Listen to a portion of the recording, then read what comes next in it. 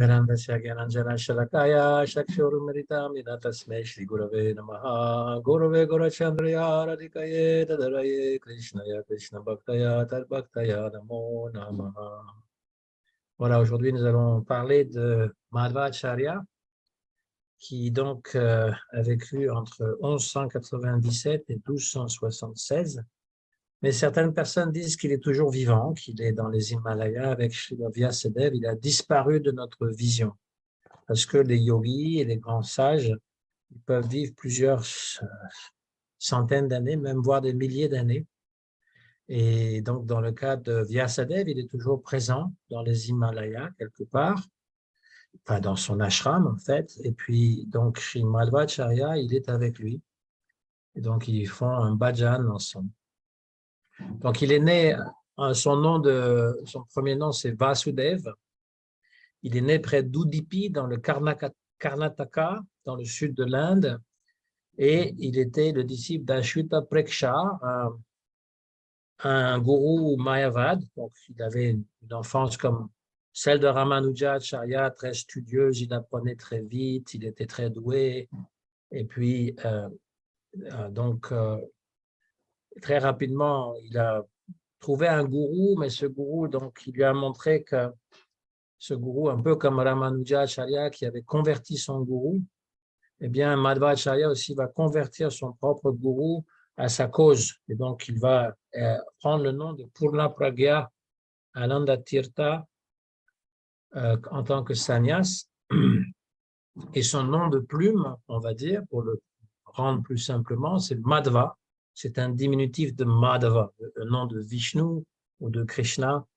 Et il dit qu'une prophétie est dans le Rig Veda, un des suktas du Rig Veda, dans le Balitita Sukta, il y a une prévision que la même personne, le dieu Vayu, le dieu du vent, va venir dans le Treta Yuga sous la forme d'Hanuman, le singe qui sert Ramachandra, et Bhima, l'un des Pandavas, qui donc seront les cousins de Shri Krishna. Dans le Dwapara Yuga et dans l'âge de Kali, il prendra le nom de Madhvacharya et il aura pour devoir donc de rétablir la suprématie de Vishnu. Alors, j'ai quelques images. Donc, la première image, c'est celle où on voit les différentes sampradayas. Donc, Krishna, on va dire, ou l'être suprême, alors beaucoup de ces sampradayas acceptent plutôt Vishnu que Krishna. Mais disons qu'il y a le Dieu suprême et donc il y a 4 sampradayas qui sont Vaishnav. Une qui est celle de Shankaracharya, mais ça, elle n'est pas Vaishnav, et 4 qui sont Vaishnav. Une qui a été dictée par Krishna lui-même à Brahma, et donc ça, c'est Madhvacharya. Une autre qui a été inspirée par Sri Lakshmiji. Donc, la Shri Sampradaya, c'est Ramanujacharya, qu'on a vu la dernière fois. Shiva ou Rudra, il a inspiré Vishnu Swami et les 4 Kumara, qui sont les 4 fils mentaux de Brahma, eh bien, ont inspiré la Sampradaya de Nimbarkacharya ou Nimbaditya. C'est la même signification aussi. Ce sont les 4 Sampradayas. Et donc, notre lignée, on l'appelle la Brahma Madhva Gaudiya Sampradaya. C'est-à-dire qu'elle est, Krishna a révélé le Chato Shloki Bhagavatam, les 4 versets qui résument tout le Bhagavatam à Shri Brahma. Il l'a initié. On parle dans la Brahma Samhita et dans la Gopal Tapani Upanishad qui lui donne un mantra qui est le Gopal Mantra. Il l'initie avec le Gopal Mantra. Et c'est même la flûte de Krishna qui va initier et qui va inspirer dans le cœur de Brahma le désir de créer. Et Brahma, à son tour, il va enseigner Narada Muni, qui est son fils. Et Narada Muni, il va être le maître spirituel de Srila Vyasadeva.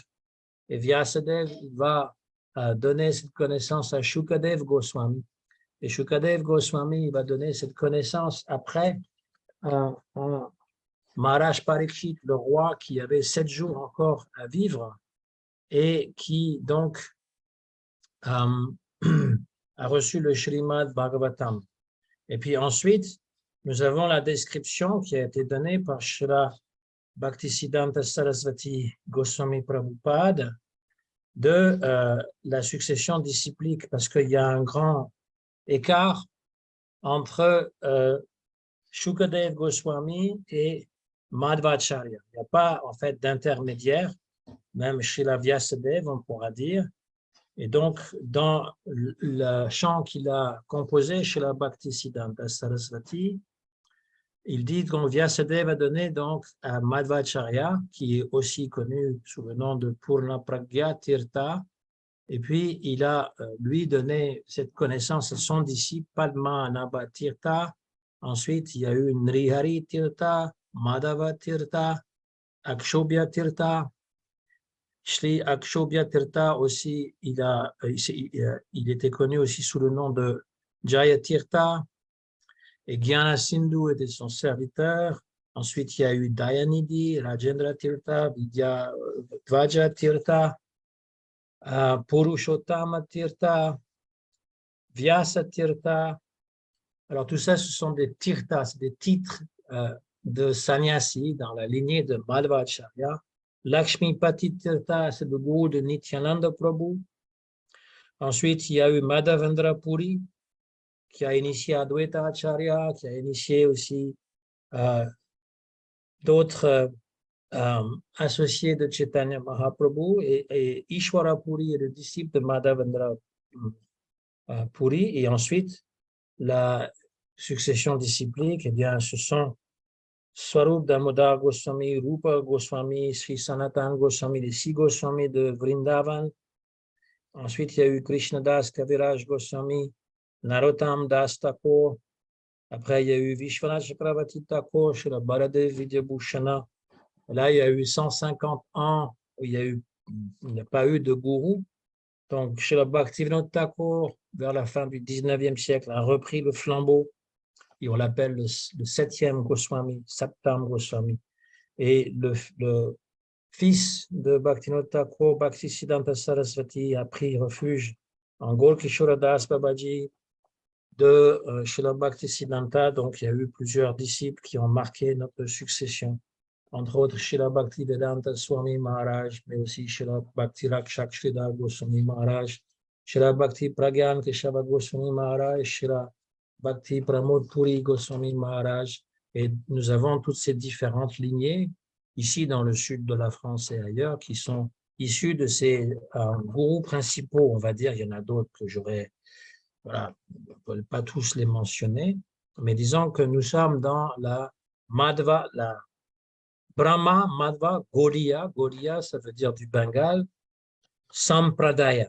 Donc, d'où l'importance de Sri Madhvacharya.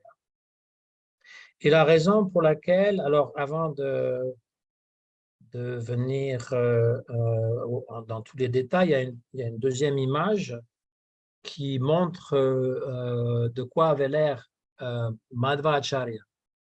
Donc la deuxième image où il a les 2 doigts, on voit qu'il a 2 doigts levés dans le ciel. Donc il y a son tilak particulier.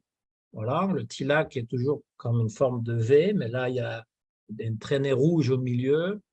Et ça ne se prolonge pas sur le nez. Et il a ses 2 doigts en l'air qui signifient Dvaita, parce que sa particularité, c'est d'enseigner le Dvaita Vada.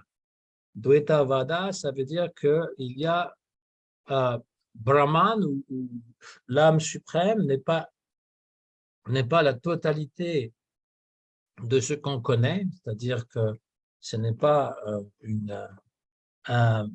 une unité impersonnelle où tout fait un et il n'y a plus d'individualité. Il y a toujours cette différence avec ce qui a été créé ou ce qui émane de Bhagavan Vishnu, parce que Vishnu est la déité suprême pour Sri Madhva. Et donc, il va enseigner un Vishesha Beda. Vishesha, c'est la particularité de quelque chose, comme je l'ai déjà donné comme exemple. Vous avez une table, la table elle a 4 pieds, mais elle diffère dans la forme dans le matériel, dans la couleur, dans la sculpture particulière. Ça peut être en plastique ou en bois ou en fer. Ça peut être très décoré ou ça peut être tout simple, ça peut être grand, ça peut être petit. Et donc, tout ce qui est ajouté au mot table et qui est décoratif, on va dire, mais qui fait partie de l'objet de la table, c'est ce qu'on appelle les vishesha, les particularités. Et chez Madhvacharya va donc expliquer le système d'unité et de différence avec, avec Dieu par ce système de vishesha. C'est un tout petit peu différent du système qui est élaboré par Chaitanya Mahaprabhu qui s'appelle Beda Abeda Tattva, Ashintya Beda Beda Tattva, inconcevablement un et différent. Avec Madhvacharya, c'est les particularités d'un objet, donc en l'occurrence de Brahman ou de Bhagavan Vishnu, tout ce qui est associé à Bhagavan et qui n'est pas dissociable, mais qui en même temps ne forme pas une unité indifférenciée. Je ne sais pas si je me fais comprendre, c'est de la philosophie, mais disons que c'est sa particularité de montrer Beda, la différence, par le Vishesha, ce qui différencie un objet. Il y a 5 formes de Beda pour Madhvacharya, c'est ce qui le différencie énormément de Shankaracharya. Le premier, c'est que Dieu et l'âme sont différents. L'âme n'est pas Dieu, et Dieu n'est pas l'âme, même si les deux sont reliés parce que l'âme vient de Dieu, eh bien, il y a une différence. Donc, la première différence, c'est entre Dieu et l'âme. La deuxième différence, c'est entre Dieu et le monde. Dieu n'est pas le monde. Ça, c'est les panthéistes qui disent ça, que le monde est Dieu. Hein? Dieu n'est pas le monde et le monde n'est pas Dieu, mais ils sont différents l'un de l'autre. Les âmes spirituelles, Atma est différent aussi du monde matériel. On n'a pas de lien particulier avec ce monde matériel. Le lien que l'on a, c'est à travers le corps et l'esprit, le mental, mais on n'est pas fait de matière. Voilà. Donc, il y a cette différence. Il y a une différence entre les âmes, entre elles. C'est pas que moi, je suis toi, toi, tu es moi, et nous sommes tous ensemble dans un tout indifférencié. La particularité de ce monde, c'est la diversité. On dit qu'il n'y a pas un seul flocon de neige qui ressemble à un autre flocon de neige, ce qui paraît absolument incroyable. Mais il n'y a rien dans ce monde qui ressemble exactement. Même des jumeaux parfaits, ça n'existe pas. Il y a toujours des différences de mentalité ou même de traits de caractère ou même de karma. On voit qu'il y a un jumeau qui a un bon karma, l'autre qui a un très mauvais. Et on ne peut pas l'expliquer parce qu'on ne comprend pas les lois du karma. Il n'y a pas une seule personne qui ressemble exactement à une autre personne. Il y a ces différences qui sont partout présentes. Donc, c'est ce qui fait la beauté de ce monde, qui a une diversité absolument phénoménale. Et pour Madhvacharya, cette diversité ne peut pas être annulée par le concept de l'unité. De savoir que nous sommes tous un n'annule pas nos différences. C'est ce que je me tue à dire parfois lorsqu'il y a des réunions œcuméniques ou même interreligieuses. L'interreligieux, ça ne veut pas dire nous sommes tous un, nous pensons tous la même chose et nous faisons tous la même chose. Ça veut simplement dire que je suis assez humble pour accepter qu'il y a d'autres façons de faire, d'adorer la divinité que je fais moi, parce que j'ai juste une vision particulière et l'autre a une autre vision particulière. C'est ça que ça veut dire. Donc, on peut échanger par rapport à ça, mais il y a des différences. Les différences sont souvent sur quoi on bute parce qu'on n'accepte pas cette différence. On pense que parce que nous faisons quelque chose, tout le monde devrait faire la même chose. Et quand les gens pensent « Ah, ça serait bien qu'il n'y ait qu'une église », en général, ils pensent à la leur. Quand les catholiques soupirent en disant « Ah, ça serait bien qu'on fasse qu'une église », moi, je souris et je dis à laquelle vous pensez, la nôtre ou la vôtre? Parce que c'est toujours dans la tête, c'est la nôtre qui devrait être universelle. Et on ne comprend pas que finalement, l'universalité existe déjà, mais on ne la voit pas, parce qu'on est aveuglé par les différences. Or, même dans une même dénomination, au cœur du christianisme ou du catholicisme, il y a des différences quand même. Elles sont là, elles sont indéniables. Selon les cultures, selon les époques, selon les mentalités, elles sont quand même là, même si le rite est figé. Donc, c'est ça qu'il faut comprendre. Donc, il y a une différence entre les âmes, entre elles. Donc, je répète, Madhvacharya, il dit qu'il y a une différence entre Dieu et l'âme, une autre différence entre Dieu et le monde, une différence entre les âmes et le monde, une différence entre les âmes entre elles, l'une envers une autre, et puis il y a des différences entre les objets de ce monde. Une tasse de café n'est pas la même chose qu'une ampoule, et puis une ampoule n'est pas la même chose qu'une table. Ça, ce sont les objets créés, mais dans la nature aussi, l'herbe n'est pas la même chose que du sable. Le sable n'est pas la même chose que les étoiles, même si on nous dit que nous sommes des poussières d'étoiles, parce que les étoiles ont une vie et meurent, et tout ce qui reste, ce sont les débris. C'est bien beau tout ça, mais rien finalement n'est une unité. Donc la beauté en fait de l'unité, c'est elle inclut en elle-même la diversité. L'unité n'est pas quelque chose d'uniforme, où finalement toutes les différences sont gommées. L'unité veut dire que nous sommes tous réunis, comme je l'ai dit par rapport aux religions, mais nous avons nos différences, nous maintenons nos différences. On peut faire une unité en appréciant la diversité. Ça, c'est toute la beauté de ce Vishesha Beda, ou encore, quand on le dit, Ashintya Beda Abeda, c'est un peu la même chose, dit un tout petit peu différemment. Voilà la spécificité de Sri Madhvacharya. Et donc, troisième photo, nous avons, troisième image plutôt, parce qu'il n'y avait pas des photos au XIIIe siècle, celle de Madhvacharya avec Srila Vyasadeva. Donc, Srila Madhvacharya, il a décidé qu'il n'y avait aucun gourou authentique à son époque, qu'ils étaient tous corrompus ou qu'ils étaient tous impersonnels. Donc, il va faire le pèlerinage juste du sud de l'Inde jusqu'aux Himalayas à pied, hein, parce qu'à l'époque, il n'y avait pas d'autres moyens de locomotion, à pied. Donc, il va le faire. D'ailleurs, il va faire ce pèlerinage 3 fois dans sa vie, et il va rencontrer Srila Vyasadeva, qui donc est celui qui a divisé les Védas. Donc, tout le monde vénère Vyasadeva, même Shankaracharya, le chef de file des Mayavad, il vénère Srila Vyasadeva, c'est le gourou par excellence. Et une fois dans l'année, on a Vyasa Puja pour reconnaître que Vyasadeva est le gourou originel. Donc, lui, il va voir directement Srila Vyasadeva pour recevoir de lui les instructions quant aux écrits védiques. Et donc, il va rédiger ses commentaires au Brahma Sutra et les différents écrits selon les instructions de Vyasadeva. C'est sa spécificité qui remonte. Donc, il y a comme je disais, la Guru Parampara que j'ai récité, il y a quelque chose comme 3000 ans. 3000 ans où on ne nous dit pas qui sont les gourous. Qui a succédé après Vyasadeva, Shukadeva Goswami, qui est venu après, et Madhvacharya qui apparaît au XIIIe siècle. La réponse, parce que j'ai posé souvent la question, la meilleure des réponses que j'ai reçues, c'est qu'il n'y en avait pas. En fait, il n'y avait pas ce système de gourous et disciples, il y avait simplement des bardes, parce que la connaissance védique était transmise oralement, et donc après Shukadeva Goswami, c'est Sutta Goswami qui a récité le Srimad Bhagavatam, mais ils agissaient un peu comme des bardes, comme nous avons les bardes, là, les troubadours qui récitaient des chants, des poèmes en chantant, des histoires, qui racontaient des histoires. En Inde, il y avait tous ces suttas. En fait, un sutta, c'est une sorte de barde, de troubadour qui récite les Puranas. Et donc, on recevait ces instructions, ou plutôt ces enseignements, à travers ces personnes qui étaient des récitateurs professionnels.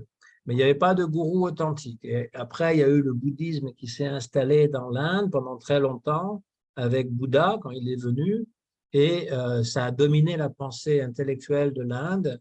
Et Sri Shankaracharya est venu au 7e siècle pour mettre fin à la dominance bouddhiste et rétablir le Veda, le Vedanta, et ainsi que l'adoration des différents dieux, hein, les dieux principaux comme Vishnu, Shiva, Durga, Ganesh, Surya. Et donc, il a réintroduit tout le système du Varna Ashram Dharma et puis de la compréhension des Védas. Il a fait un travail fantastique mais il a donné une compréhension qui était proche de celle du bouddhisme, en tout cas du bouddhisme qu'on appelle Mahayana, le bouddhisme qui se rapproche beaucoup du bouddhisme tibétain ou du bouddhisme qu'on enseigne au Japon, le zen, parce que il y a cette conception que ultimement il n'y a pas de vérité qui peut être dite par la parole, même la parole écrite des Védas, et que ça c'est seulement par une intuition qu'on réalise que tout est dans le tout et que nous sommes tous un et qu'il n'y a absolument aucune diversité dans ce monde. Voilà le principe de Brahmavad que instaure Sri Shankaracharya, et ses disciples vont insister sur le rôle de la Maya, donc on va leur coller cette étiquette en les appelant Mayavadis. Ce n'est pas eux qui s'appellent Mayavadis, c'est ceux qui les critiquent, qui vont dire ben, vous parlez toujours de Maya, donc vous êtes ceux qui propagent la philosophie de Maya. Donc après vient au XIIe siècle, donc on est 5 siècles plus tard, Sri Ramanujacharya. Entre-temps, il y avait les Alvars, comme je l'ai dit. Les Alvars remontent à un passé très, très, très antérieur, qui viennent aussi du sud de l'Inde. Ils sont mentionnés dans le Srimad Bhagavatam, dans le 9e chant du Srimad Bhagavatam. Et ces Alvars, donc, ils vont promouvoir la bhakti passionnelle des gopis, par exemple, envers Krishna. Et Ramanujacharya, il vient dans cette lignée. C'est peut-être le gourou ou la lignée disciplique qu'elle a mieux établie parce qu'elle est très ancienne. Mais en ce qui concerne Sri Shankaracharya ou Madhvacharya ou Nimbarkacharya et les Vishnu Swami, la lignée est très courte. Ça remonte à Shukadev Goswami pour Shankaracharya, ça remonte à Vyasadev directement pour Madhvacharya. Il y a beaucoup de zones d'ombre qu'on ne connaît pas, mais ce qui est important, c'est que, en fait, tous les gourous qui ont donc succédé à Madhvacharya, finalement, il y en a un qui va initier Shri Chaitanya Mahaprabhu, qui vient de cette lignée. La particularité aussi de la philosophie de Madhvacharya, c'est qu'elle est, on l'appelle aussi Tattva Vada. Tattva, ça veut dire la vérité. Donc, Vada, c'est la philosophie ou c'est la doctrine de la vérité, pour l'opposer justement à Maya Vada, la doctrine qui parle de Maya. Et donc, il voulait absolument montrer que ce tattva était vraiment essentiel. Sri Madhvacharya, il a écrit à peu près 32 livres. Beaucoup ont porté sur les 3 socles du Vedanta qu'on appelle Prasthanatraya, donc c'est-à-dire Vedanta Sutra, Bhagavad Gita et les Upanishads. Donc il a écrit des commentaires aux 11 Upanishads majeurs. On appelle les Upanishads majeurs celles qui sont le plus proches des Védas parce qu'elles ont un lien direct avec les 4 Védas. Ensuite, un commentaire sur la Bhagavad Gita et un commentaire sur le Vedanta Sutra avec un sous-commentaire qui s'appelle Anubhashya et Anuvyakhana. Et puis, il a écrit un commentaire sur le Rig Veda, le Mahabharata et le Bhagavad Purana qu'on appelle aussi nous Srimad Bhagavatam. C'est le premier Acharya qui écrit un commentaire sur le Bhagavad Purana. C'est un commentaire assez bref qui n'est pas sur tous les versets du Bhagavatam comme a fait Srila Prabhupada, mais sur on va dire un dixième de l'œuvre, les choses principales et qui ressemblent le plus à son œuvre. Mais ça a le mérite d'exister et dans ces disciples, il y a eu des disciples qui ont fait un commentaire plus élaboré du Bhagavatam. Ramanujacharya n'a pas écrit de commentaire sur le Bhagavad Purana, mais certains de ses disciples et sous-disciples l'ont fait. Il a aussi écrit plusieurs poèmes glorifiant Vishnu. Donc, il avait beaucoup de disciples. Alors, nous avons une 4e image qui montre Sri Madhvacharya qui enseigne à ses disciples. Il a converti beaucoup de gens à sa cause, des anciens, donc son propre gourou. Et c'était une pratique, en fait, parce qu'on n'avait pas l'Internet à l'époque, donc les gourous, on les appelait les Jagat Gurus. Jagat Guru, ce sont ceux qui sont les maîtres de l'univers. Mais à l'époque, puisque c'était surtout en Inde, eh bien, ils voyageaient, les acharyas voyageaient un peu partout dans l'Inde et prêchaient ou répandaient leurs propres enseignements. Et les gens écoutaient, appréciaient parce que c'était présenté d'une telle manière, avec une telle érudition et tellement de conviction que les gens eh bien, étaient comme transis de respect et sous le charme. Donc, ils se convertissaient facilement à sa cause. Et Madhvacharya donc, a fait de nombreux disciples de cette façon-là. Cinquième photo maintenant, parce que ça concerne justement la Murti qui a été installée à Udupi, qui est le premier des centres de Madhvacharya, dans le sud de l'Inde, à Karnataka. C'est lorsque un bateau de riches marchands eh bien, était un peu en difficulté, ils ne pouvaient pas accoster, donc ils étaient près de la côte, et Madhvacharya les a aidés à comment dire, décharger tout leur. Il a stabilisé le bateau d'une façon ou d'une autre. Il était très fort physiquement, Sri Madhvacharya. Et puis, comme signe de reconnaissance, ils lui ont donné une immense boule de Gopi Chandan. Gopi Chandan, cette poussière que nous mettons sur le front, donc qui vient des pieds de lotus des gopis de Dwarka, parce que c'était un navire qui venait de Dwarka, dans le nord de l'Inde, là où Krishna avait construit donc cette ville. Dwarka, ça veut dire un fort. En sanskrit, ça veut dire un fort. Il avait construit un fort près de l'océan. Et donc, à l'intérieur de ce Gopi Chandan qui est tombé par terre, eh bien, il y avait cette merveilleuse murti de Shri Krishna, qui est Gopal Krishna, que vénérait en fait Rukmini Devi, donc une des femmes de Krishna à Dwarka. Et donc, Shri Madhvacharya, il a pris cette murti et il l'a installée dans son temple. Et cette Udipi Krishna est devenue donc le foyer d'adoration de Krishna. Et c'est une des raisons pour laquelle Chaitanya Mahaprabhu a choisi la Brahma Sampradaya, parce qu'on adorait la forme de Krishna.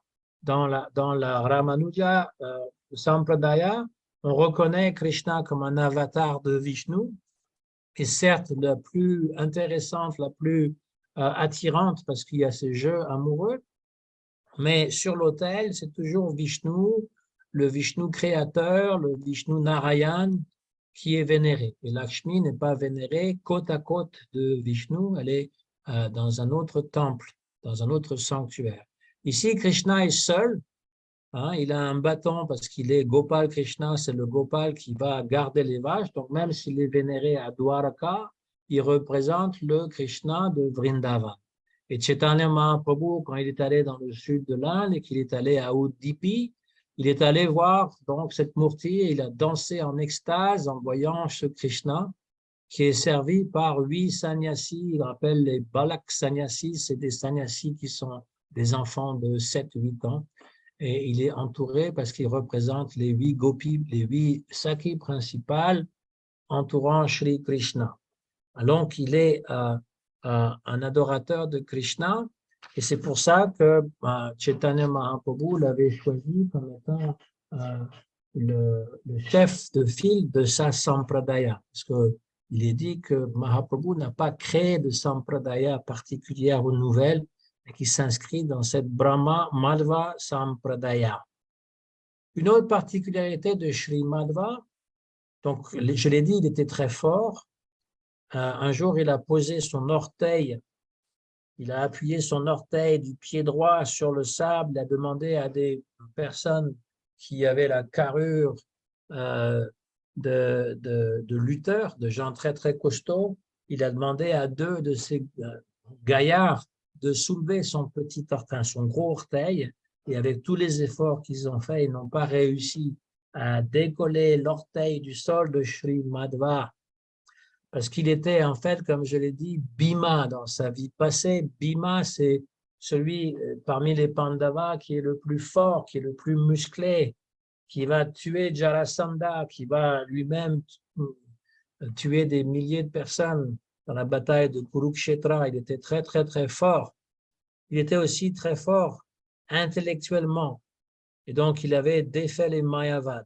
Donc, on a une Dernière photo qui montre le Guru Tattva chez Baladev, parce que Balaram est l'origine du gourou.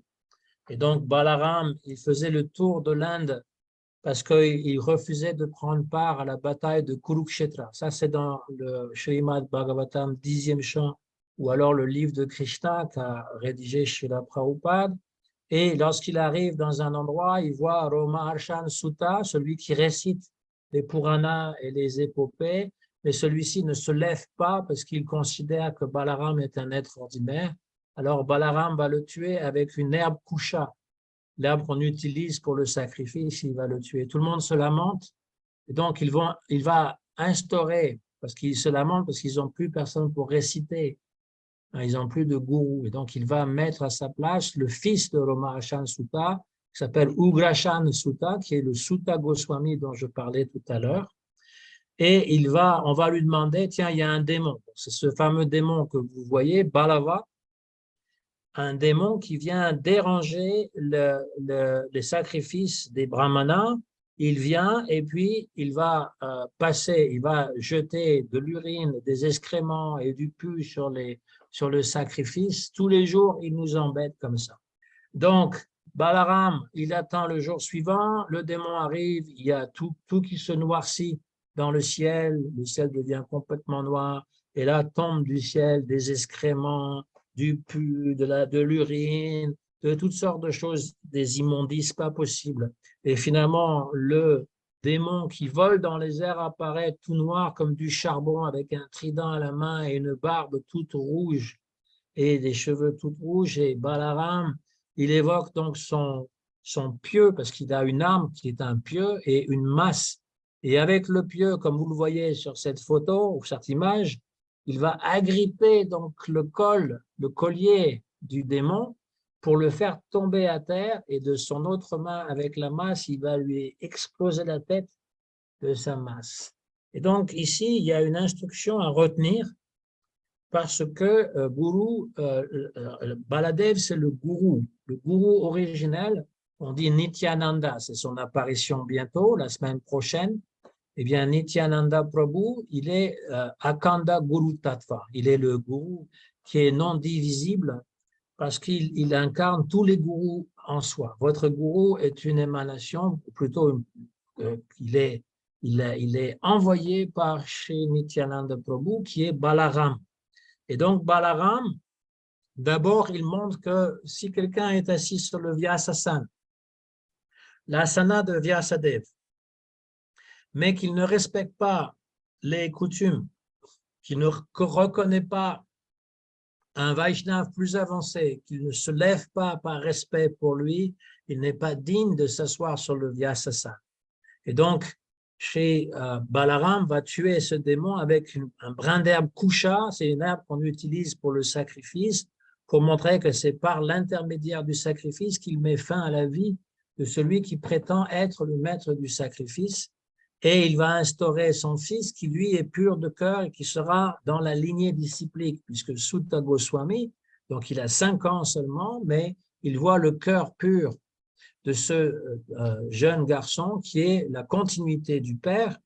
Il va l'installer sur le Vyasasana comme le prochain qui va réciter le Bhagavatam. Donc, Sutta Goswami va entendre de Shukadev Goswami et va répéter ce qu'il a entendu de Shukadev Goswami au sage de la forêt Nemisha. Nemisha Aranya, Aranya veut dire la forêt. Et donc, c'est lui qui finalement raconte le Srimad Bhagavatam tel qu'on le lit. Voilà comment la trame du Srimad Bhagavatam est. Et donc, le vrai gourou, eh bien, il a le respect absolu pour les personnes qui sont plus avancées que lui. Ensuite, Balvala, Asura, c'est un Asura qui emmerde tout le monde puisqu'il jette des excréments et de l'urine. Ça, c'est l'expertise des gens qui sont des casse-pieds de première classe, de toujours, donc j'ai fait exprès de dire emmerder, puisque c'est un jeu de mots avec ce qu'il faut lancer sur le sacrifice. Ils veulent vous empêcher de pratiquer votre dévotion. Si vous êtes avec quelqu'un comme ça, que ce soit votre mari, que ce soit votre père, votre mère, votre femme, qui que ce soit qui vous empêche de vénérer Krishna, ce n'est pas une bonne association. C'est peut-être terrible à entendre, mais c'est vrai que des fois, il faut faire des choix et il faut faire des séparations parce qu'on ne peut pas vivre avec des gens qui nous empêchent d'avancer. Et donc, aussi que le gourou, eh bien, il a sa manière aussi de nous attraper. À travers le pieu, il va nous agripper comme ça, et à travers sa masse, il va écraser notre ego. L'ego, parce que des fois, ça peut être nous qui embêtons tout le monde et qui agissons comme des démons, et le gourou, il est là pour ramasser. Donc, chez la Malvacharya, il avait sa caractéristique du gourou. C'était quelqu'un qui était très incisif dans ses propos, qui attaquait. Et ça, c'est une caractéristique à garder chez la Bhaktisiddhanta Sarasvati Goswami Prabhupada et aussi chez la Bhaktivedanta Swami Prabhupada. Il était très connu pour ses réparties et puis ses attaques très fortes contre toutes les Mayavad. Alors, ça peut paraître même brutal, mais c'était une technique qu'ils avaient utilisée parce que dans l'âge de Kali, les gens, ils argumentent tout le temps. Ils sont tout le temps en train d'argumenter, de contredire, de se contredire eux-mêmes, et ils n'acceptent jamais que, eh bien, voilà la vérité, ils n'acceptent pas la vérité. Donc, ces acharyas, comme Madhvacharya, chez la Bhaktisiddhanta Sarasvati, chez la Bhakti Pragyan, Keshav Goswami aussi était dans cet esprit, chez la Prabhupada, hein, on les appelait les Simagurus, les gourous qui sont comme des lions. Si jamais vous avez entendu Srila Prabhupada ou des anecdotes, ou si vous avez vu sur le net, ou si vous avez vu certains de ses livres, les transcriptions, et vous voyez qu'il n'a pas la langue dans sa poche, hein, qu'il dit les choses de façon assez crue, assez presque brutale. Et c'est voulu. Et chez la Bhaktisiddhanta, il faisait la même chose. On disait qu'on lui apportait souvent, les disciples lui amenaient souvent des gens influençables, très riches, et ils avaient toujours peur parce qu'ils ne savaient jamais comment le gourou allait les accueillir. Ils pouvaient carrément casser leur ego parce qu'il n'était pas intéressé par leur argent, par leur connaissance, par leur réputation. Il était juste intéressé par « vous êtes une âme spirituelle, qu'est-ce que vous faites empêtré dans cette matière avec des affaires plus ou moins douteuses, soumettez-vous à Krishna. » Une fois, Srila Prabhupada a demandé à un Indien, quelle est la première chose que tu fais quand tu te lèves? Et l'Indien, il a dit, bah, je vais aux toilettes, et puis après, je me brosse les dents, après, je me lave. Et puis, Srila Prabhupada lui dit, mais ça, même un porc, il fait ces choses-là. Ça n'a rien de particulier. Et là, donc, c'est comme une douche froide. Prabhupada, il avait cette expertise, des fois, de réveiller la personne en disant une phrase assez forte. Mais c'est après pour lui donner la connaissance spirituelle, pour lui dire, voilà ce qu'il faut faire quand tu te lèves le matin. Après avoir fait ces choses basiques, eh bien, il faut commencer à vénérer Shri Krishna. C'est très important. Il ne faut pas perdre de temps.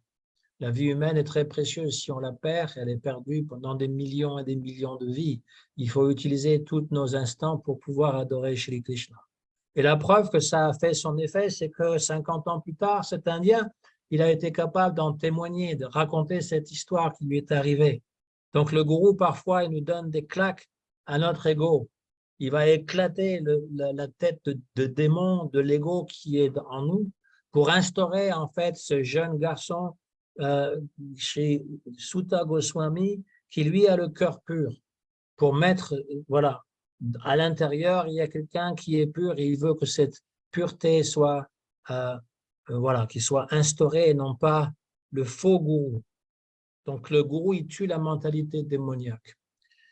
Et selon Madhvacharya, une autre spécificité, c'est que tous les noms du Rig Veda et de tous les Védas ne parlent que de Vishnu. Même quand on parle de Shiva ou de Indra ou d'Agni, le dieu du feu, eh bien, on parle en fait de Vishnu, ces différentes appellations du Dieu, du même Dieu. Et toutes les syllabes aussi. Il explique en fait, toutes les syllabes du Rig Veda et des autres Védas ne parlent que de Vishnu. Donc, Srila Madhvacharya était un représentant du Vedanta le plus théiste qui existe.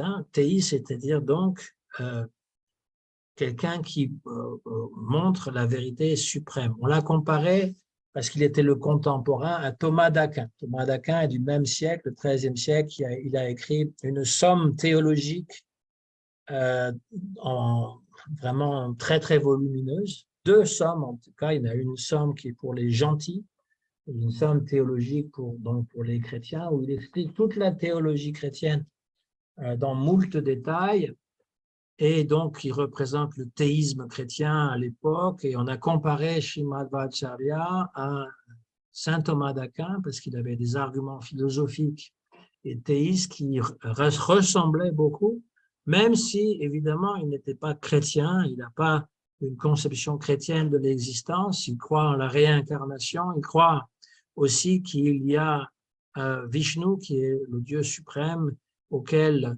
on doit soumission. Parce que même s'il adore Shri Krishna sur l'autel, Madhvacharya reste un dévot de Vishnu. C'est sa particularité. Et Krishna est un des avatars de Vishnu.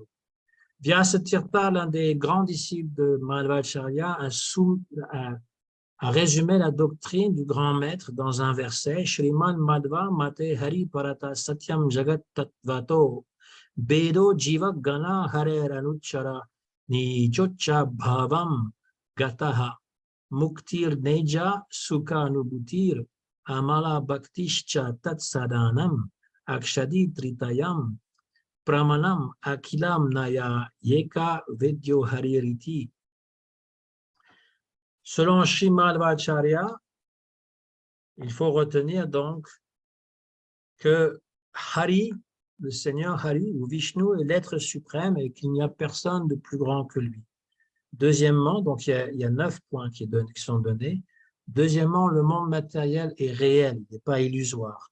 Troisièmement, les jivas sont différents de la matière et diffèrent aussi parmi les uns les autres. Quatrièmement, ils sont tous les serviteurs du Seigneur Hari, de Bhagavan Vishnu.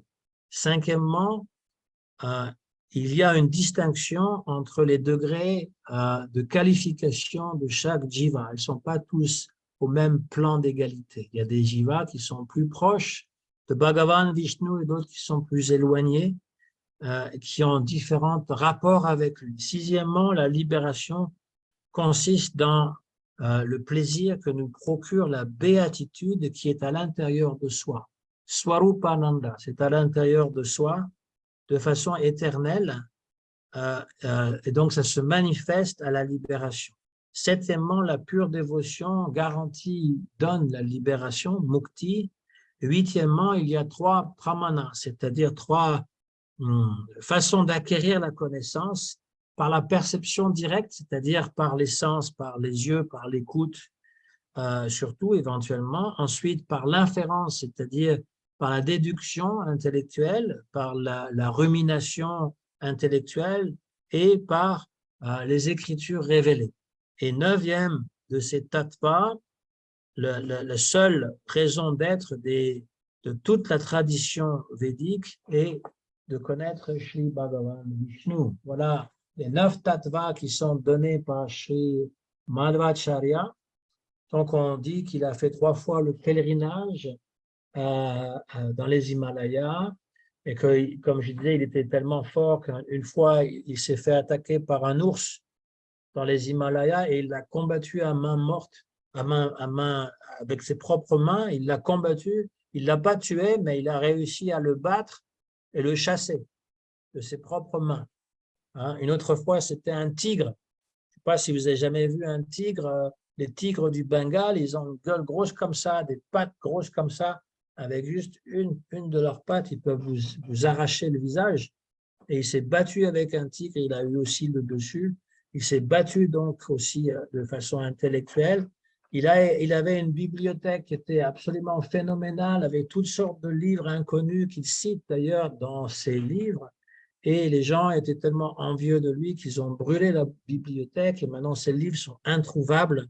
Et donc, il y a des gens qui disent que ces livres n'ont jamais existé, qu'il les a inventés juste pour prouver qu'il a raison. Mais ça, ce sont des calomnies parce qu'en vérité, il avait une bibliothèque absolument extraordinaire qui a été brûlée. On sait qu'en Occident, la bibliothèque d'Alexandrie avait été aussi incendiée par des chrétiens, probablement, qui ne voulaient pas qu'il reste des chefs-d'œuvre qui appartenaient à une ère pré-chrétienne.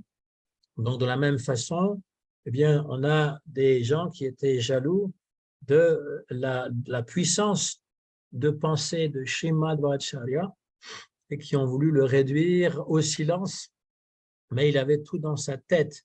C'était des gens qui avaient une mémoire extraordinaire, ils n'avaient pas besoin d'avoir une mémoire sur l'ordinateur ou sur un bâton, hein. Ils avaient tout ce qu'il fallait dans la tête. Et donc, on nous dit que lors du 3e voyage vers les Himalayas, qu'il a entrepris à pied, eh bien, il est resté définitivement dans les Himalayas auprès de Sri Vyasadeva. Hein, les grands rishis, il y a des grands rishis qui résident de façon éternelle à Sri Badrinath, qui est pas loin donc de l'ermitage de Vyasadeva dans les Himalayas. Et donc, il y a des âmes, des yogis qui ont plusieurs centaines d'années et qui vivent toujours là et qui ne vieillissent pas. Donc, Srimad Bhattacharya, il peut toujours nous inspirer et nous instruire sur la bhakti qui est rendue à Vishnu. Voilà pour aujourd'hui, c'est sa disparition. Demain, c'est la disparition de Sri Ramanujacharya, j'en ai déjà parlé. Mais voilà, ce sont des temps forts où on essaye de se rappeler, au moins de connaître leurs pensées et leurs activités, parce que ça peut nous inspirer dans notre propre vie spirituelle. Merci beaucoup, Hare Krishna. Pardon, Oui, j'avais une question. La Murti, elle existe encore, adorée oui, par… elle est toujours là, oui. Elle est toujours là, d'accord, merci. Je l'ai vue. Hein? Hare Krishna, merci Prakash, parce qu'en fait, je l'ai vue. C'est la première Murti de Krishna que j'ai vue en Inde. Je suis un peu touchée parce que Sri Tatata, en fait, il a un temple dans le Karnataka et je suis allée de chez Sri Tatata, pardon, je suis un peu émue. Je suis allée voir Amma de chez Sri Tatata chez Amma dans le Karnataka et je voulais absolument voir Vishnu, voir Krishna. Et je suis atterrie à Udupi et je l'ai vu et j'ai vécu une expérience assez incroyable et voilà, je ne dirai pas plus, mais merci parce que voilà, merci pour tes enseignements, Prakash. Allez, Krishna. Hare Krishna, et c'est une murti, en fait, qui date de l'époque de Krishna. Ah oui. Selon la légende. Après, aller vérifier ça, je ne sais pas. On n'a pas pris le carbone 14 pour vérifier, mais disons que… C'est très vieux, c'est très vieux. C'est-à-dire que quand on rentre dans le temple, c'est très vieux, tout est très vieux. On mène à la De toute façon, ça date du Moyen-Âge. Ouais, c'est assez impressionnant. Et moi, j'ai vécu quelque chose que je garderai pour moi, mais merci. Merci. Allez, ciao. Merci. Autre chose? Oui, autre chose? Non, c'est bon? Oui, je voulais te remercier d'avoir fait un peu l'historique, tu sais, à l'époque, tu sais, de Shukadeva Goswami et Sutta Goswami. Parce que c'est vrai que j'avais jamais remarqué ça, qu'il manquait Pas mal. des Il manque 3000 ans. Oui. Je savais pas, je n'ai pas fait attention, c'est assez fou ça. Ouais. Ce qui montre que parfois la bhakti peut être souterraine. Elle n'est pas manifestée, elle est souterraine. Elle existait sous la forme des alvars, comme je l'ai dit, dans le sud de l'Inde. Après, il y a eu aussi des Bhagavats. Il y a plusieurs rois du nord de l'Inde, comme Chandragupta. Il était connu comme un Bhagavat ou même un Maha-Bhagavat, c'est-à-dire un dévot de Vishnu. Et ça, on parle du 6e siècle à peu près. Entre 3e siècle et 6e siècle, il y a eu des Bhagavats. Mais les grands maîtres spirituels, il y en avait sûrement, mais ils étaient pas connus. En fait, les authentiques gourous ne sont pas toujours connus parce qu'on commet aussi l'erreur de penser que plus le gourou a des disciples, plus il est élevé. Mais ce n'est pas nécessairement vrai. Il y a des gourous finalement qui n'ont pas de disciples, qui ne veulent pas être connus, qui résident, qui sont très, je dirais, ils passent inaperçus parce qu'ils sont dans leur bhajan. D'ailleurs, Jagannath Das Goswami, c'était un peu un bhajananandi, et donc quand Bhaktivinoda Thakur, il l'avait accepté comme son Siksha Guru, eh bien, c'est certainement pas quelqu'un qui donnait des exposés à tour de bras, puisqu'il avait déjà un âge très avancé. On nous dit qu'il est mort à 140 ans. Et donc, c'est certainement pas quelqu'un qui parlait sans arrêt, sans arrêt, sans arrêt. Mais Bhaktivinoda Thakur, il avait réussi.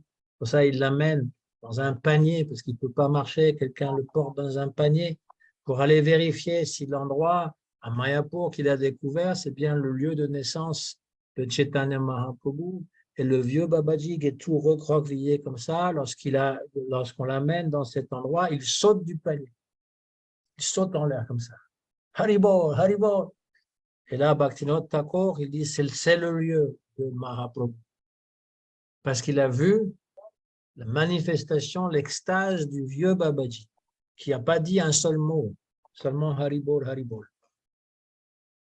Donc, ce qui veut dire qu'il y a une bhakti qui peut être souterraine pendant très longtemps, mais qui est là quand même. Ouais.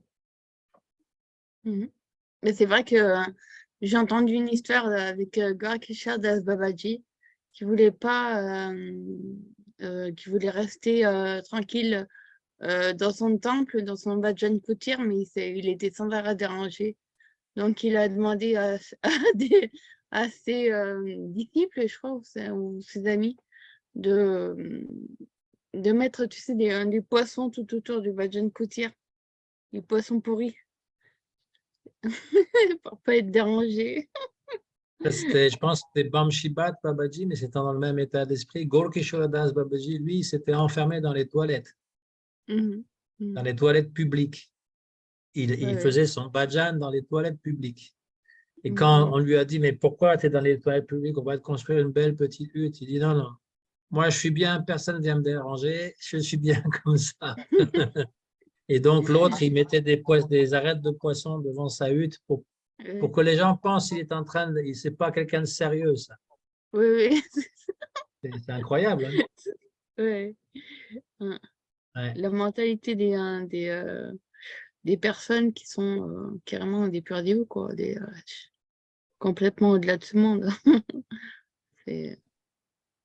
Ça paraît même presque des actes insensés quelque part.